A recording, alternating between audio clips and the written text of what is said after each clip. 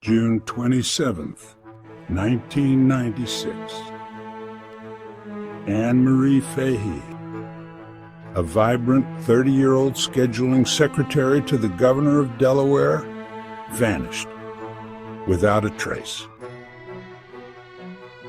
After what was supposed to be a dinner date, her disappearance would expose one of the most shocking scandals in Delaware's political and legal circles. The man responsible, Thomas Capano, a prominent attorney from one of Delaware's most powerful families.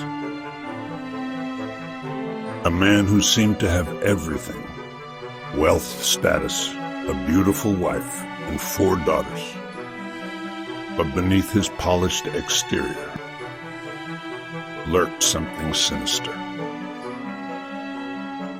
This is the story of how a respected lawyer's deadly obsession led to murder, how a family's loyalty was tested to its breaking point, and how a cooler full of bullet holes became the key evidence in one of the most sensational trials in American legal history. To understand this case, you need to understand the world Thomas Capano inhabited.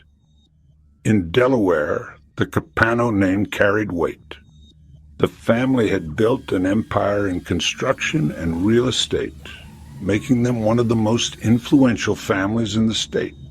Thomas Capano seemed to have it all.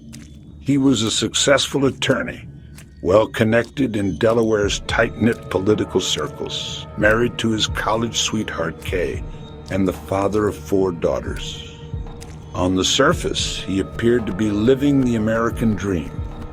But Capano had a secret life. Anne, the beautiful 30-year-old scheduling secretary to then Governor of Delaware Tom Carper, had been involved in a 3-year affair with Capano, who was married. Their relationship was known only to a handful of close friends, hidden in the shadows of Delaware's political establishment. Anne Marie Fahey was everything Capano wasn't: genuine, warm, and beloved by everyone who knew her. She came from a working-class Irish Catholic family and had worked her way up to become one of the most trusted members of the governor's staff. She was the kind of person who lit up a room when she walked in. But she was also struggling with personal demons, including an eating disorder that had plagued her for years. It was this vulnerability that Capano would exploit, using his wealth and influence to maintain control over her. What started as an affair between a powerful attorney and a young government employee soon evolved into something much darker. Author George Anastasia chronicles the tempestuous 6 months leading up to the murder of Anne Marie Fahey by her lover, prominent Delaware attorney Tom Capano, in June 1996. Capano didn't just want Anne Marie, he wanted to own her. He showered her with expensive gifts, paid for her therapy sessions, and even offered to pay for treatment for her eating disorder. But these weren't acts of love. They were tools of control. Anne Marie began to feel trapped. Friends noticed she was becoming increasingly anxious about the relationship. She wanted out, but Capano wasn't the type of man who accepted rejection easily. His wealth and connections had always gotten him what he wanted, and he wasn't about to let Anne Marie slip away. The relationship was deteriorating rapidly in the months before her disappearance. Anne Marie was trying to distance herself from Capano, even starting to date other men. For a man accustomed to being in control, this was unacceptable. The emails between them during this period paint a picture of a man becoming increasingly desperate and dangerous. Capano's messages grew more possessive, more threatening. Anne Marie's responses became shorter, more distant. The stage was being set for tragedy. On June 28, 1996, Anne Marie Fahey, the scheduling secretary to the governor of Delaware, was murdered by her lover, the wealthy, well-connected and married Wilmington attorney Thomas Capano. But the events that led to her death began the night before. Anne Marie had plans that evening, a dinner at a trendy Philadelphia restaurant with Capano. To her friends, she seemed nervous about the meeting. She had been trying to end their relationship, and this dinner was supposed to be a final conversation. But Anne Marie never made it to that restaurant.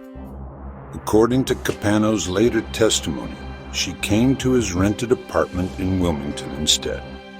What happened next would remain a mystery for years, as Fahey's body was never located. Nor could prosecutors ever establish precisely how he killed her. What is known is that Anne Marie Fahey was never seen alive again after that night. Her family reported her missing when she failed to show up for work the next day, something that was completely out of character for the responsible young woman. The investigation that followed would consume Delaware law enforcement for months and expose secrets that would shock the state's political and social elite. When Anne Marie was reported missing, investigators initially treated it as a typical missing person case. But as they dug deeper, they discovered the secret relationship with Thomas Capano, and the case took on a much more sinister tone. Capano initially denied any involvement in Anne Marie's disappearance. He claimed he had been at home with his family that night, watching television.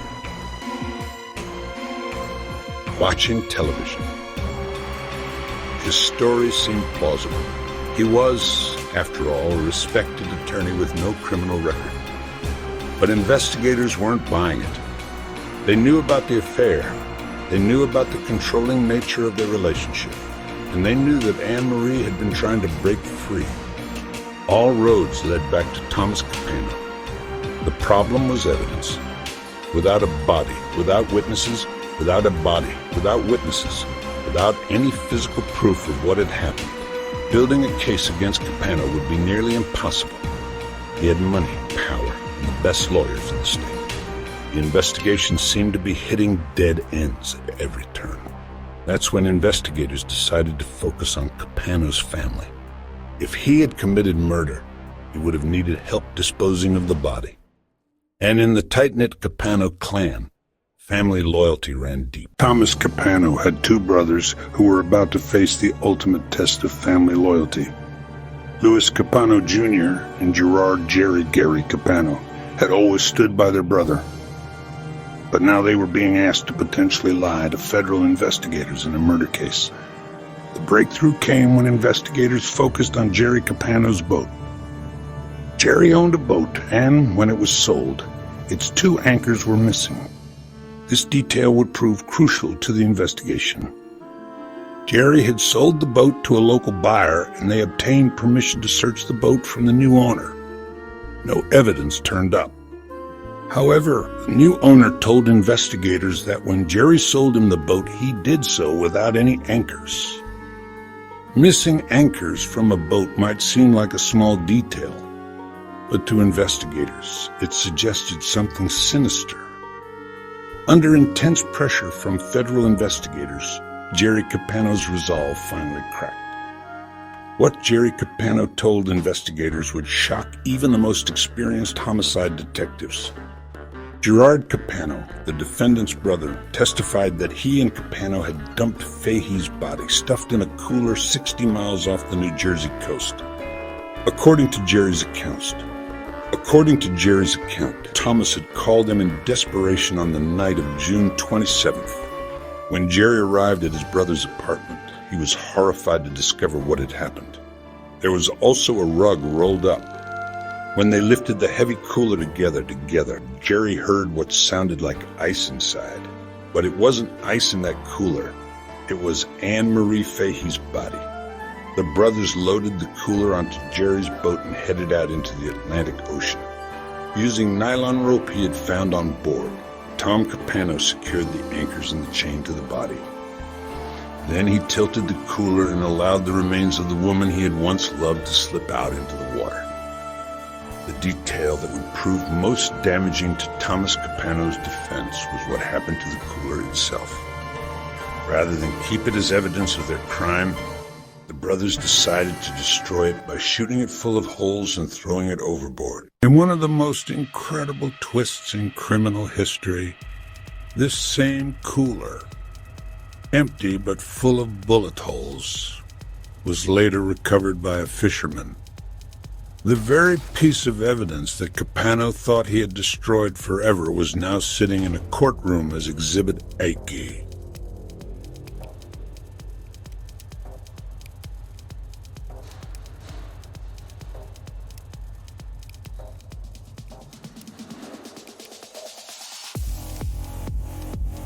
That cooler was presented as evidence to the stunned jury. Imagine being a juror and seeing this bullet-riddled cooler, knowing that it had contained the body of a young woman who had been murdered by her lover. The cooler was forensically examined, and investigators found traces of Anne-Marie's blood inside.